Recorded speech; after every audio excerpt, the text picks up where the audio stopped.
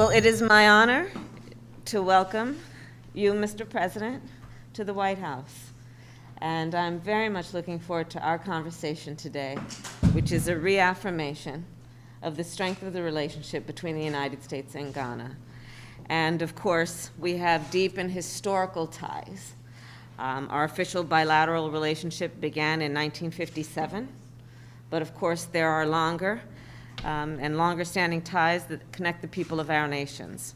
Over the years, many Americans have traveled to Ghana to remember the history of slavery and to honor their roots and understand their ancestry. And the African diaspora in the United States, including my home state of California, is significant, and our nation is stronger for it. We, these two nations, share a commitment to democracy. Last December, the people of Ghana voted in a free and fair election that demonstrated your nation's commitment to democratic principles and institutions.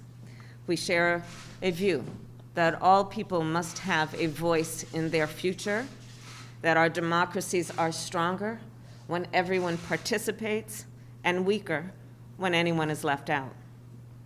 We also share a commitment to global health. None of us have been immune from the ravages of the pandemic.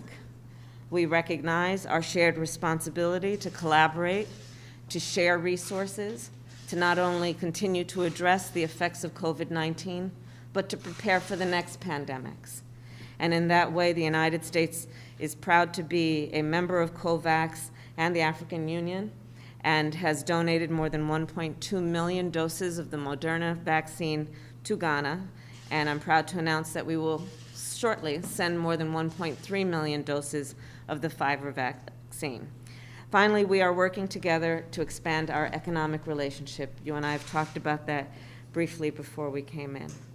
American companies continue to ramp up in Ghana, understanding the significance of the work that they do there to America's economy, much less to the partnership between Ghana and the United States.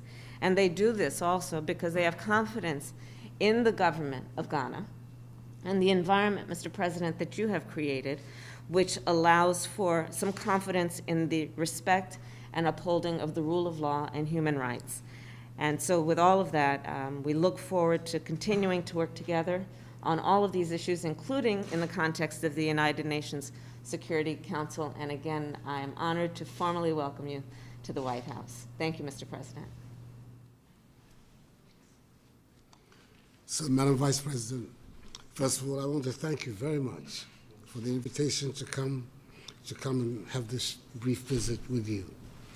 Your country is one of the most important friends of Ghana and has been right from the time of our independence. We value the relationship, and any opportunity, therefore, that we have to meet with the leaders of America, we have to take it. And that is what has brought me here to the White House. Our commitments are very much the same commitments as you have. We want to develop our nation as a democracy, as a country where freedom and the respect for human rights and the rule of law are paramount to our system of governance. Our big challenge, and it is the challenge of all those who want to develop democratic institutions on our continent, is to ensure and reassure our people that democratic institutions can be a vehicle for the resolution of their big problem, that is economic development as the means to eradicate poverty on the continent. So that's the investment that we have made, and it is an investment that you have been very supportive of, and we continue to appreciate your support.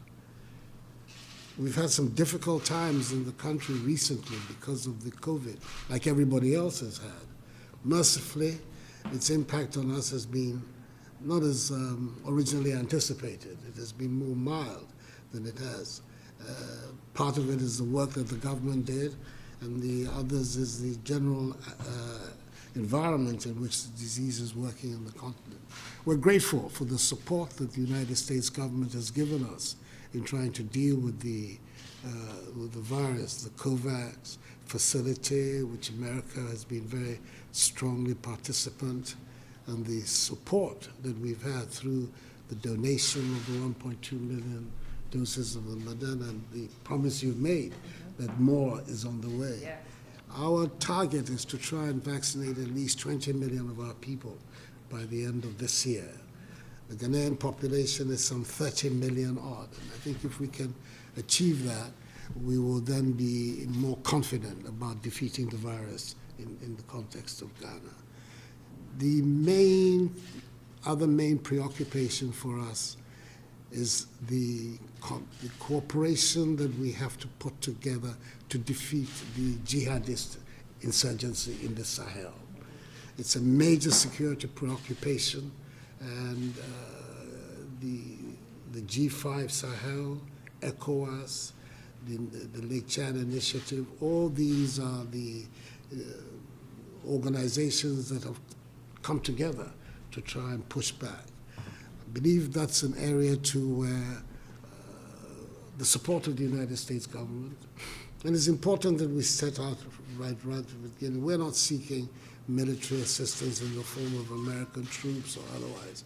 I know you've just had a bad example for yourself of what American troops in some areas can do. We're not seeking that. We are looking for support for our armed forces and for the intelligence agencies of our area, that they can be in a stronger position. Many of those who are leading the jihadist insurrection in West Africa are the people who came from Iraq after they were driven out from Iraq to Ghana. So I think that there's some information here that can assist us in being able to track down and deal with these people.